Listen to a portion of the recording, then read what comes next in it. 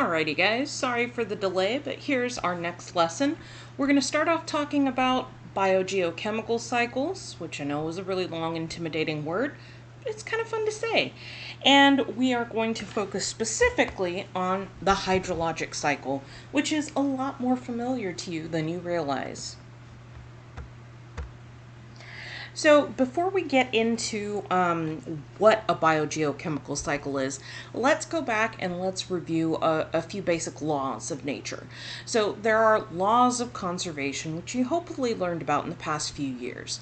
They state matter can't be created or destroyed, and energy can't be created or destroyed. And remember that second point for later, because we'll be talking about energy in an ecosystem as well.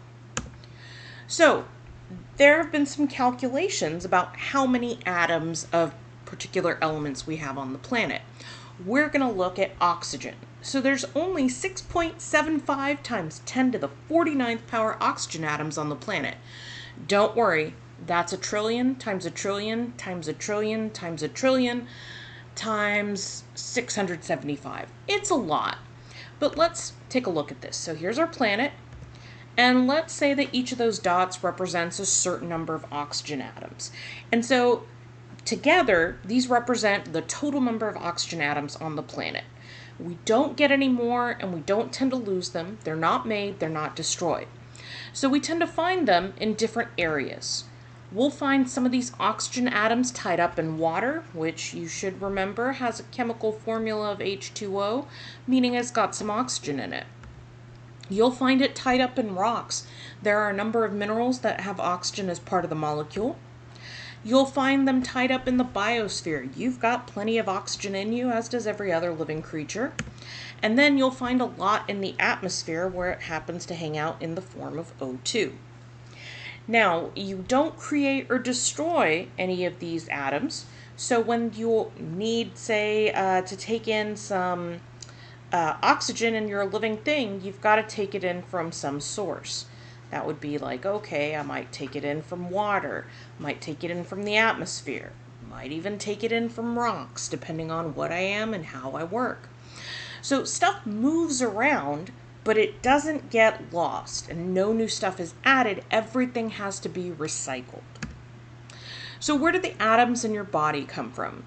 Don't focus so much on what this molecule is shaped like. Just keep in mind we're going to go with our theme and we're going to look at oxygen, and oxygen is that red atom right there. So producers have a lot of molecules in them. Consumers eat those molecules and then get eaten by another consumer. So the atoms in your body come from the things that you eat. Everything you ate for breakfast, lunch, dinner is being broken apart and made into new molecules to make up your body. So, I mean, there is truth to you are what you eat. So we have producers, and they're the source of all of our atoms. So where do they get their atoms from? Well, for oxygen, they tend to get a lot of it from not breathing in oxygen. I know that's probably what you were thinking, but actually from carbon dioxide.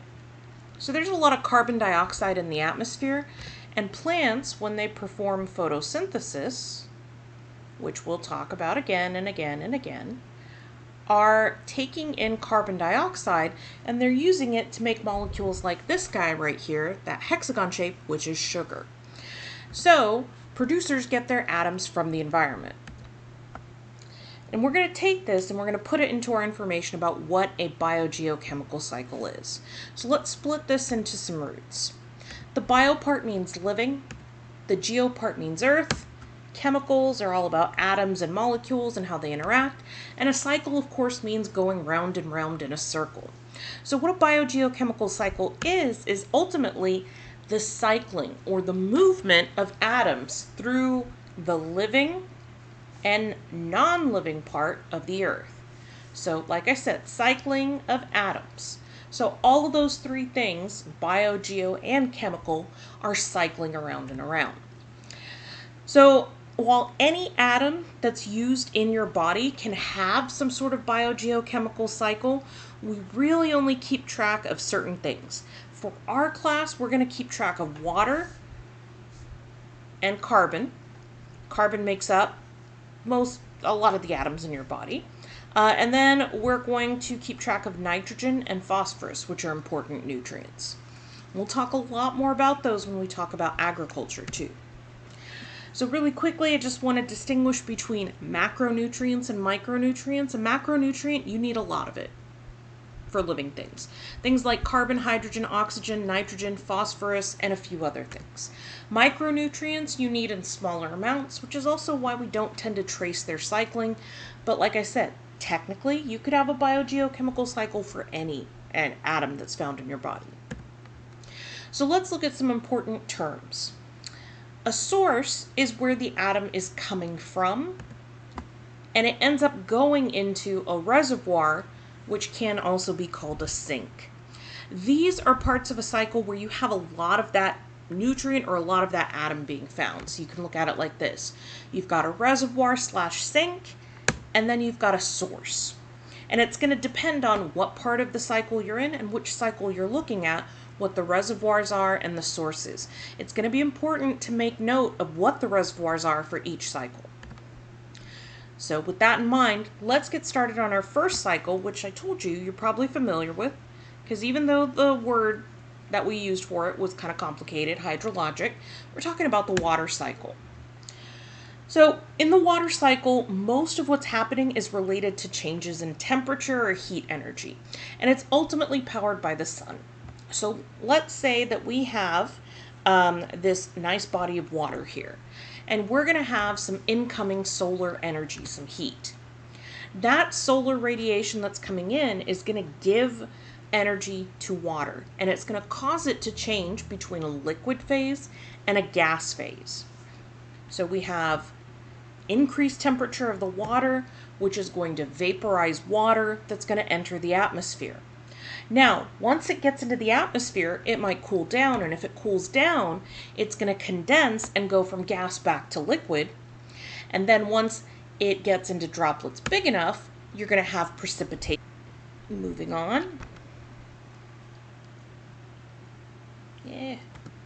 All right, let's talk about the processes that are involved in moving water from one reservoir to another. So evaporation, which you should have learned in earth science or, basic chemistry, is when water or any material goes from liquid to gas. Condensation is when water's doing the opposite, going from gas to liquid. Now, condensation and precipitation don't happen at the same spot. Condensation's usually going to happen in the clouds, and then the result of that condensation could be precipitation.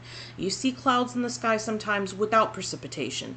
There has to be enough water vapor gathered together, and it has to make large enough droplets that gravity starts pulling it down, and that's when you get precipitation. Precipitation includes any form of water that's coming from the clouds. So it could be liquid, meaning it could be rain, or it could be solid, including snow, sleet, or hail, or just plain ice. This is one of the kind of newer terms that you probably are not as familiar with. Transpiration is evaporation, but it's from plants. And you may think, oh, that's not a big deal. I breathe out water too. But in forests and other areas where you have a lot of plants, large plants, the amount of water that goes into the air from transpiration can impact the entire climate in the area. So it's an important part of the water cycle. And then runoff is when water's just flowing downhill to the nearest body of water. That's going to happen after precipitation. So the major reservoirs for the hydrologic cycle are going to be the oceans, which contain most of the water on the planet. And then, as you see in this lovely image right here, the ice caps. This is the North Pole, and this is the South Pole with Antarctica. And then groundwater is also a reservoir. I don't think another reservoir would be large lakes, like the Great Lakes. But you wouldn't consider rivers really a reservoir because that water is flowing and it's not staying in that body of water. So here is the water cycle in all of its glorious beauty. Let's take a look at it in detail. So let's start here with the ocean. We've got evaporation, which is going to take you from the reservoir, that's the ocean, and that liquid form, and it's going to put water into the air. So there's water up in the air. When it cools down and enough of it, and I'm just going to put that it's a gas, when it cools down and there's enough of it to start, gathering together, you've got some condensation, and that's when you have it go back to a liquid. Oh, and by the way, this is also liquid. Then you can have precipitation, which is when you have enough water gathered together to end up being subject to the pull of gravity, and that can be liquid or solid. If you have precipitation happen over, say, a mountain, that can come down as ice, and that ice can stay there for a long time depending on how warm the temperatures ever get there. We don't need to worry about this guy. Deposition, it's not really a different term. Let's see, we've got some runoff here. We have some bodies of water. There are a couple of terms, infiltration and percolation, that we will want to go over. When something infiltrates, it goes into it, becomes one with it, and so that's water going down into the soil. Then percolate, the example I always use, it's something liquid passing through something, usually something with small holes. So I'm gonna throw another word at you. It's liquid pouring through something porous. And that is not how you spell porous.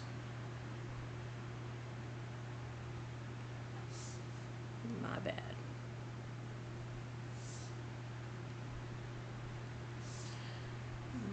Porous, meaning something with a lot of holes.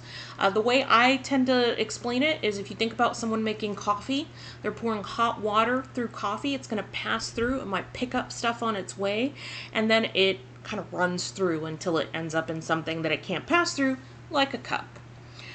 Once water gets into the ground, it becomes part of the groundwater supply. So here we have groundwater.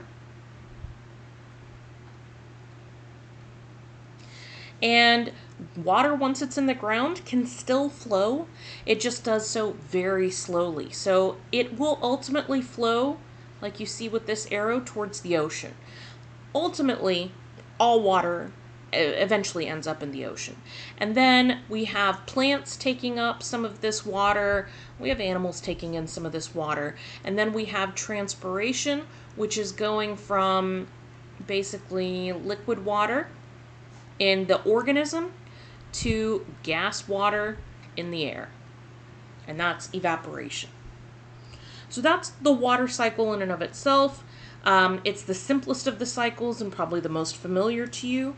So hopefully that was understandable. And that is the end of this lesson for now.